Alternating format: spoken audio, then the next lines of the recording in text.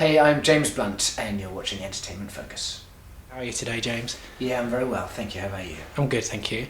So you were just saying you were on the rain this morning. How was that for you? Yeah, I'm doing some early morning TV shows here in the UK, and then actually otherwise I'm working around the rest of the world at the moment promoting this new album, Some Kind of Trouble.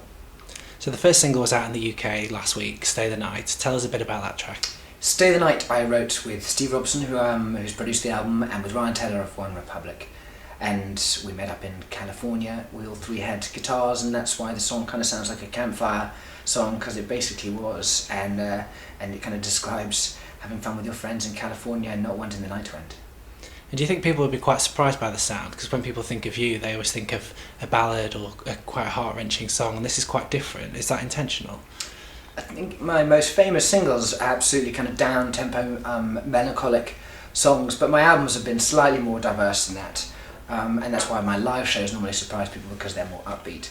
But yeah, this album is probably a more upbeat, energetic album, and so yeah, Stay the Night kind of shows people where that is. So tell us a bit about the record. Some Kind of Trouble I wrote and recorded here in London with Steve Robson, and I'd been away for a long time. I'd been touring for 2 years, and then I came back and I didn't really feel that inspired to write and record another sad, melancholic album. So instead, having taken a bit of time out, I bumped into this guy.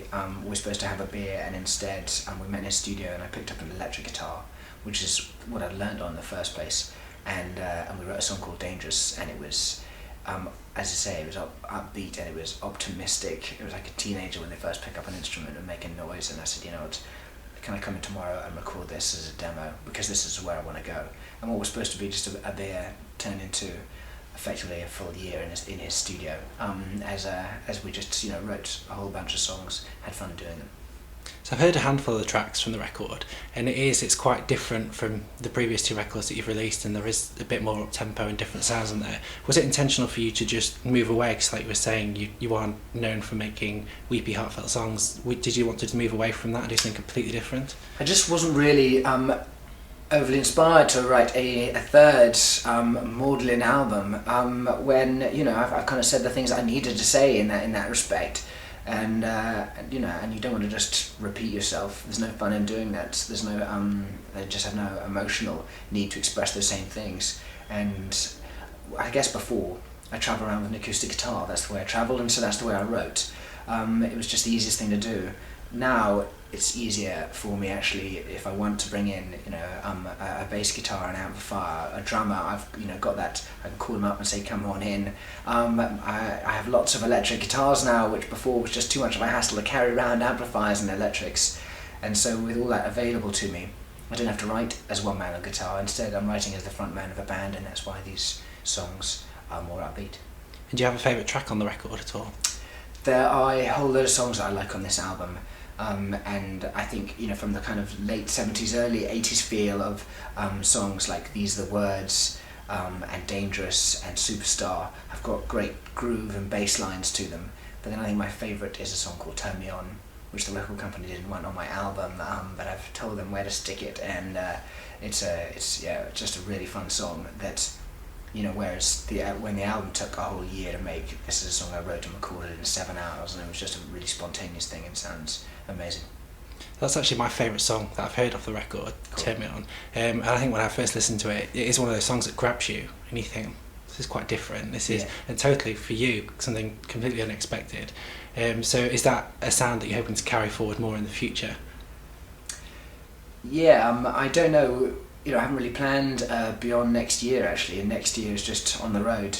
I get on my tour bus in February 2011. We start up in Glasgow and we tour the UK, and then we'll head out to all the other places where the album at the moment is going really well.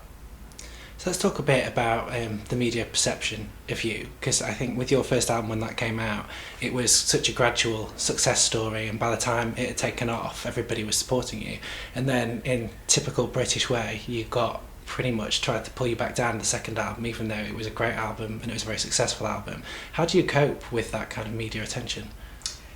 Yeah, there's you have people who are really liked by the media, and not necessarily championed by the public. And then I get a hard time from the media, and yet I do concerts all around Britain, and thousands of people turn up, and I've been fortunate enough that millions of people have gone and got the album. And who would you rather have as the people who enjoy your music, the general public, or the kind of so-called sort of elite in the music critical world? Well, I think I'd prefer Joe Bloggs is a more fun person to hang out with probably, and I'd prefer to have them on side.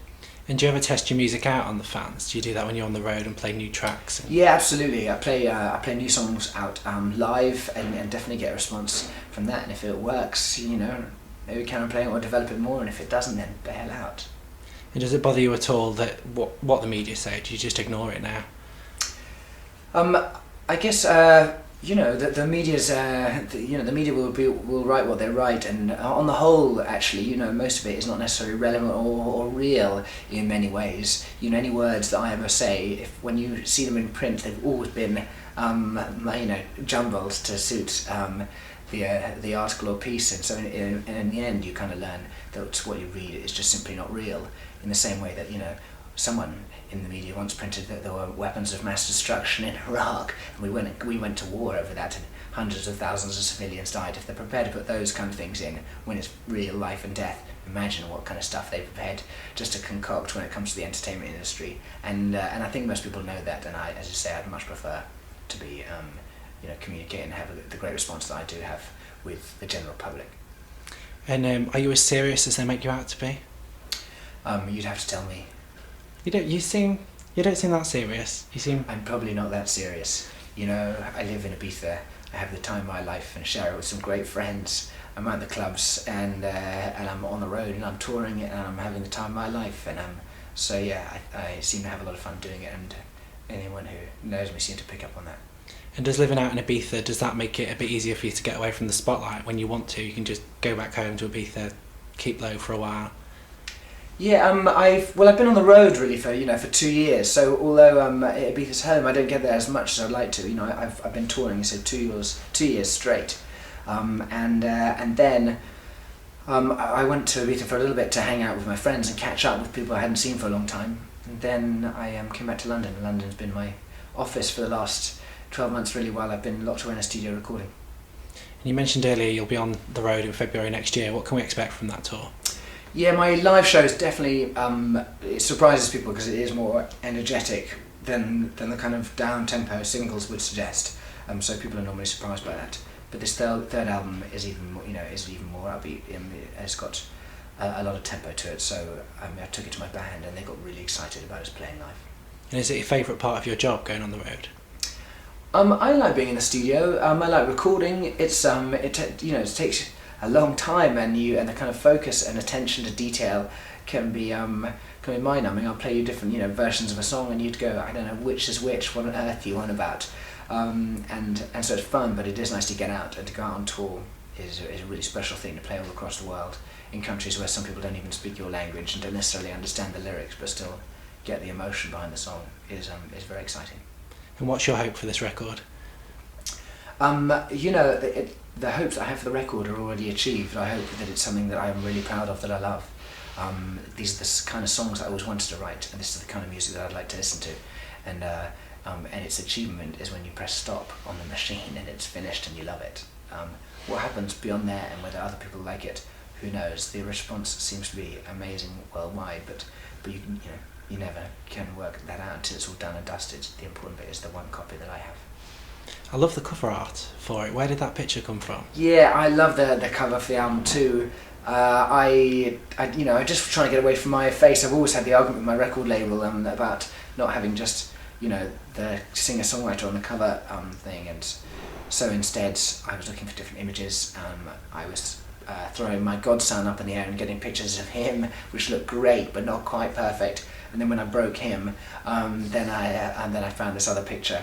And it's taken on an iPhone, and yeah, it just has that kind of sense of the same as the music, that sense of freedom and life and optimism. So you didn't fancy the cheesy, sat there with a guitar? Yeah, I've tried not to do that before in the past, and I don't think I'll ever do that. Okay, so last question. What are your plans for Christmas? What will you be doing this year? Yeah, I'm going to go out to Afghanistan for Christmas, and I'm going to go and sing the Taliban into surrender. Any other plans? No, I think saving the planet is quite enough for Christmas. Can't fit anything else in there? No, I'm going to do that with Catherine Jenkins, so that's the backup plan. If it doesn't work with me, I'm going to set her on it. Cool, thank you. It's a pleasure.